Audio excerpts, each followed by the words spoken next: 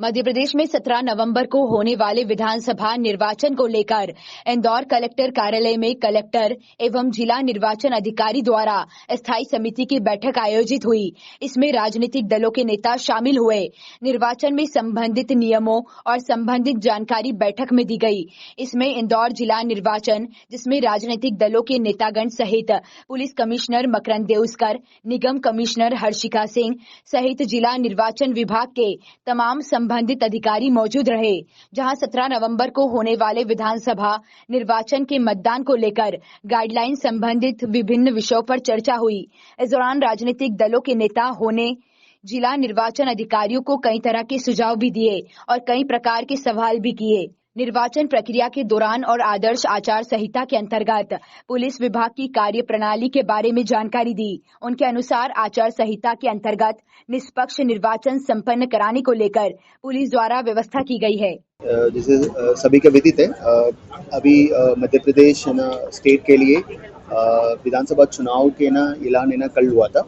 उसके साथ साथ आचार संहिता मतलब उसी टाइम लागू हो गई थी। इंदौर जिले में कल हम लोग ने प्रेस कॉन्फ्रेंस के माध्यम से पूरी मीडिया को हम लोग ने सारे डिटेल्स शेयर किए थे। चुनाव आयोग के मैंडेट के अनुसार आज सभी पॉलिटिकल पार्टीज के साथ एक स्टैंडिंग कमेटी का मीटिंग का आयोजन किया गया है। उसमें पुलिस कमिश्नर, एसपी रूरल, नगर निगम कमिश्नर, हमारी सभी एडीएम्स, हमारी सारे रिटर्निंग ऑफिसर और पॉलिटिकल पार्टीज, सभी पॉलिटिकल पार्टीज के मेंबर्स के साथ मीटिंग हुई है।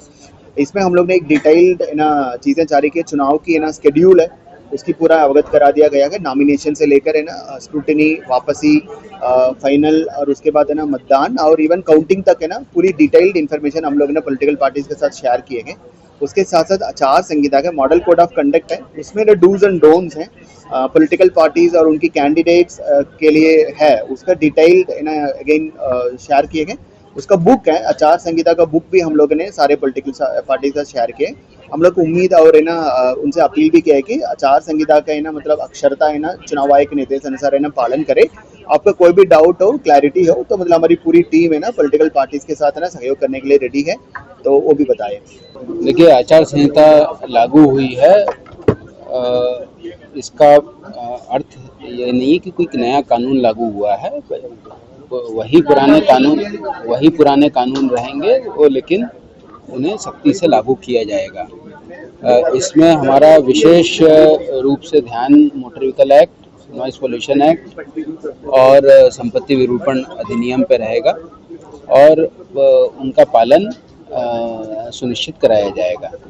इसके अतिरिक्त फ्लाइंग स्क्वाड और एसएसटी टीम्स जो हैं वे घूम करके और स्टैटिक मतलब एक जगह पर रह करके चेकिंग की व्यवस्था रहेगी। किसी भी प्रकार की शिकायत मिलने पर फ्लाइंग स्क्वाड्स अपनी कार्रवाइयाँ करेंगे। फ्लाइंग स्क्वाड में एक मजिस्ट्रेट, वीडियोग्राफर और एक पुलिस अधिकारी मैं बल के उपस्थित रहेंगे। देखिए, आज स्टैंडिंग कमेटी की मीटिंग थी। माननीय कलेक्टर साहब ने, माननीय पुलिस कमिश्नर साहब ने, एसपी ग्रामीण और नगर निगम कमिश्नर और सभी एसडीएम लोगों ने मीटिंग ली थी। रिटर्निंग ऑफिसर भी थे और निश्चित रूप से हम लोग इस मीटिंग में पहुंचे थे। बहुत सारी चीज़ों पे डिस्कशन हुआ। पूरी जानकारी माननीय कलेक्टर साहब और एडीएम साहब ने दी थी। तो प्रशासनिक दृष्टि से और चुनाव की दृष्टि से सभी प्रमुख पार्टियों के अध्यक्ष और उनके प्रमुख व्यक्तियों को बुलाया गया था और उन्होंने सारी चीज़ें बताई कि खर्च की सीमा 40 लाख रुपए है। उसके अलावा बहुत सारे इंस्ट्रक्शंस ऐसे थे कि 48 घंटे पहले आपको सूचना देनी होगी, किसी कार्यक्रम की परमिशन लेनी होगी और कोई बड़े लीडर्स या स्टार प्रचारक आते हैं तो उसमें जितने कैंडिडेट्स उस मंच को साझा करेंगे उन सब लोगों की खर्च में वो जो भी कार्यक्रम रहेगा उसका खर्चा उन सभी को संयुक्त रूप से उसको वहन करना पड़ेगा। ऐसी बहुत सारी चीज़ें थी। लाइसेंस सरेंडर करने की भी थी। उसके अलावा कई चीज़ों में हमने हमारी आपत्ति भी दर्ज कराई कि कई सालों से नगर निगम और कलेक्ट्रेट में जो अधिकारी बैठे हैं लगभग 25-25 सालों से वो लोग इस चुनाव को करा रहे हैं। दूसरी हमारी एक बड़ी आपत्ति ये थी कि जो बीएलओज रहते हैं वो जो पर्चियां बांटते हैं तो उन पर्चियों को वो एक दिन पहले कई प्रमुख दलों के कार्यकर्ताओं को या वहाँ के लोकल लीडर्स को, पार्षद को वो सूचियां दे देते हैं या वो मतदाता पर्चियां दे देते हैं, जिससे आइडेंटिफाई हो जाता है कि कितने लोग उस क्षेत्र में नहीं हैं और उस हिसाब से वहाँ फर्जी वोटिंग होता है।